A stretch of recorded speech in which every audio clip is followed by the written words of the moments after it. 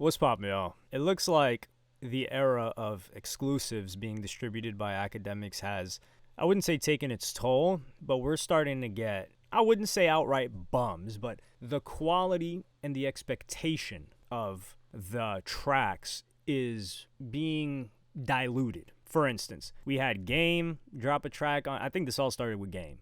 Game drops a track on Ross, fire track, good rapping by Game. Anything we can expect, but when you hear, yo, exclusive track is dropping, you're not thinking, yo, I really got to hear that Game track. You're not thinking that. So the Game one was like, okay, cool. And I think that was probably premiered thanks to the relationship that Academics has with Whack 100.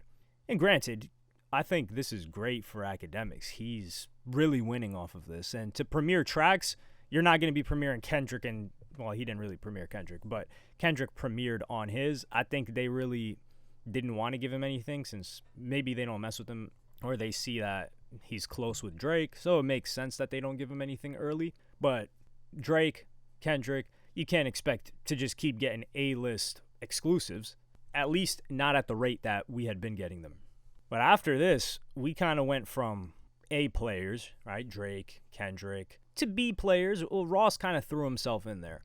And then to, I wouldn't say nursing home, but legend, Game. Game is 100% a legend. If not a legend in general, minimum West Coast legend.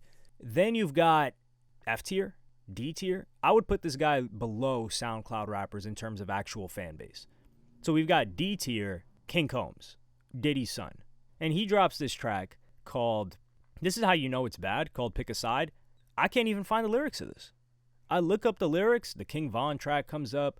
I tried everywhere. I'm not going to watch like a whole YouTube video for the lyrics, but I even tried different search platforms to see, hey, maybe it won't populate on Google, but it'll populate on something else. But no, nobody put in or bothered to put in the work to post this guy's lyrics. That just goes to show you how much people care about anything that he's got to say. With that being said, the song is done 215K in like 2 days. Not bad at all, I would say, numbers-wise, after premiering. But this song just sucks. The intro, it sucks. Like the melody, harmony that he's doing, it could have made sense if he got someone else to do it, but when he does it, it just doesn't sound good. So off rip, I don't want to listen to the song. And then he gets to rapping, and I will say this, his bars aren't that bad. Obviously, they're not great, and you're like, yo, he actually spit that. But if someone else had rapped them with better delivery, better flow, it would sound better. And I think King Combs' issue might be he just doesn't have the voice for rapping and the voice for rapping in the way that he wants to rap.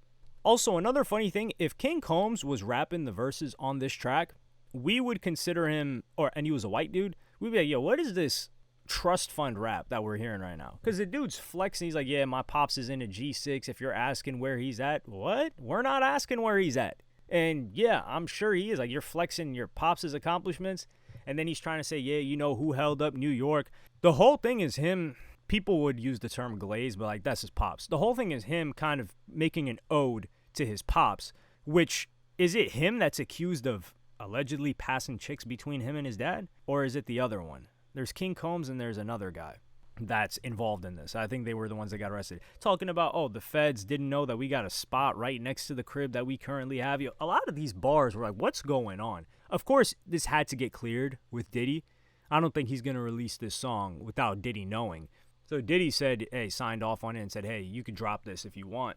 I think it's their attempt of speaking out about the situation without saying too much, although it does feel like he's saying too much. The funny thing he says, if someone says no Diddy, I'm going to smack him. First one that said no Diddy was Gucci Mane. He made a whole song called No Diddy.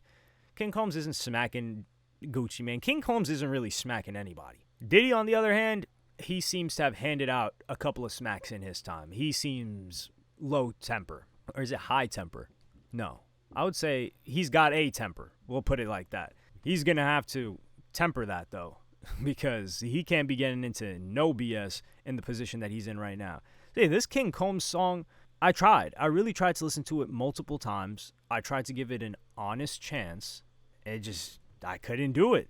Also, a lot of these bars you can't even take seriously. For instance, he says, police raid the crib like they think we selling crack, but we out here selling tracks, multi-million-dollar plaques. Does King Combs have a single plaque? Somebody please let me know. Does King Combs have a single solo plaque? Not a song that he collabed with some famous artist that he probably got because of his dad. An actual track by himself. And he said multi-million-dollar tracks. So we're talking multi-platinum. If he's rapping his dad's bars, because his dad's got a lot of plaques, then what the hell are you doing over here? He also takes aim at 50 Cent with the pop's been hated on by many men. I think that's a pretty cool bar. It's nothing special, but taking aim at 50 Cent. He talks about going to the South Side. I'm pretty sure he's talking about South Side of Jamaica, which is where 50 Cent is originally from. And then when he says it's wartime, I feel like it's the rapper version of the kid saying, oh, my dad's a lawyer and I'm going to sue you. I've said this a bunch of times in the past. I don't think I've said it on here. I might have been in a video a long time ago, but it wasn't even about King Combs.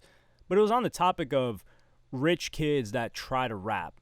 I think Baby Keem wasn't rich.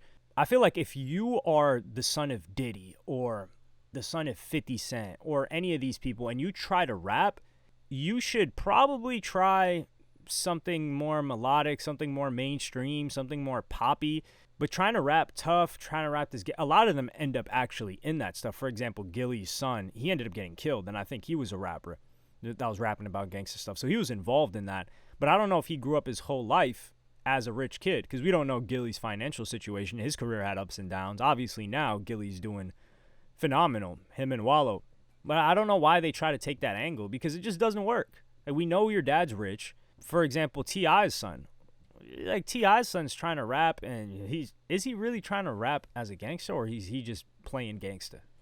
It's one of those two, or both. But nobody's buying it. Nobody wants to hear it, because everyone's thinking, man, you grew up in this great position. Sure, nobody's saying that you can't make music, but to make music talking tough and flexing your parents' accomplishments is crazy. And we've had rappers that have had successful / famous dads before that have succeeded in rap. For example, Rob Banks, although he wasn't really raised by his father, I don't think. His father's Shaggy. What's the song? I was about to say I Admit It, like the R. Kelly album. He had the one song. It was the opposite of Admit It. I think it wasn't me. That was the song. He had a successful rap career. I don't know what he's doing right now, but at one point he was doing well. And then who else? We had Lil Tracy, actually, is the son of two music artists. His dad was a successful music artist and his mom was a successful music artist. And nobody docks him any points, really. I think a lot of people don't know. But Lil Tracy just does his own thing, has his own style. He has a successful career. People will say, oh, Lil Tracy fell off, this and that. Yo, Lil Tracy's independent. He's been independent for a very long time. I don't know if he actually ever signed like a full-on deal. And he's got like 5 million monthly listeners. The dude is cooking. His shows still sell pretty well. So the guy he's comfortable. He's set. He's in an ideal position for an artist, probably making more than a lot of these artists that were lit and signed a couple of years ago. And that's coming from somebody that doesn't really listen to Lil Tracy's music like that. So for King Combs, what can you really make music about? If you talk about you're flexing, well, people are going to say, oh, you're flexing your dad's stuff. If you talk about you're getting hoes, honestly, he could probably just rap about that. But he would have to change the delivery or something, because listening to this, not only, even if I knew nothing about King Combs, just hearing the delivery and his voice and the way he raps, like this, it doesn't match. It's like this is not supposed to go together. But let me know what you think in the comments. Did you think this was hard? Please, if you enjoy King Combs' music, can you let me know in the comments? And if you don't, what's stopping you? Was it the sound of the music? In general, I'm not just talking about this track. Was it the fact that he's a rich kid? Was it about what he raps about? Give me a list, or at least one reason. I'm really interested in hearing your guys' thoughts on this. Like, subscribe, and hit the notification bell if you enjoyed. Follow me on Twitter and Instagram. Thank you for watching. Peace.